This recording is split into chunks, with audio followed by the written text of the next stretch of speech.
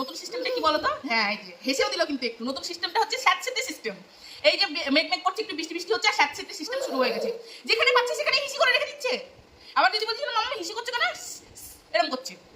আমি যদি ঘরে পুজো করতে বসেছি, পুজো করতে গিয়ে তখন দেখছি পেছন দিকে ঘুরে দেখছি হিসি করে দিয়েছে। যেখানে পাচ্ছে, মানে এই যে প্যান্ট চেঞ্জ করছি, সাথে সাথে একটুখানি বাদে গিয়ে দেখি হিসি করে দিয়েছে। বিছানায় বসালেই হিসি করে দিচ্ছে। মানে তোষকটা এবার পচে মনে হয় আমাকে ফেলে দিতে হবে। বর্ষাটা কাটলেই মানে তোষকটা আমাকে নতুন বানাতে দিতে হবে। আমি এই স্যাঁতসেঁতে নিয়ে কি করবো এখন? হবে ঠান্ডা, সেটা খেতে হবে ওকে। আমি দেবো না। হ্যাঁ দেখেছো, ঠান্ডা ঠান্ডা সব জানে, কিন্তু নাটক করবে।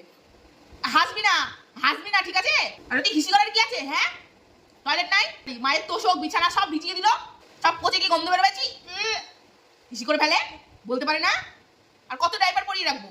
আমি যে ডাইপারটা পরাবো সারাদিন ডাইপার পরিয়ে রেখে দেবো? সারাদিন ডাইপার পরানোও তো ভালো না। একে তো জিনিসপত্র শুকোচ্ছে না, মানে শুকোবে না, রোদ নেই। আমি যে কোনো কিছু কেচে দেবো, কেচে দিয়ে শুকিয়ে যাবে, তারও কোনো মানে সম্ভাবনা নেই।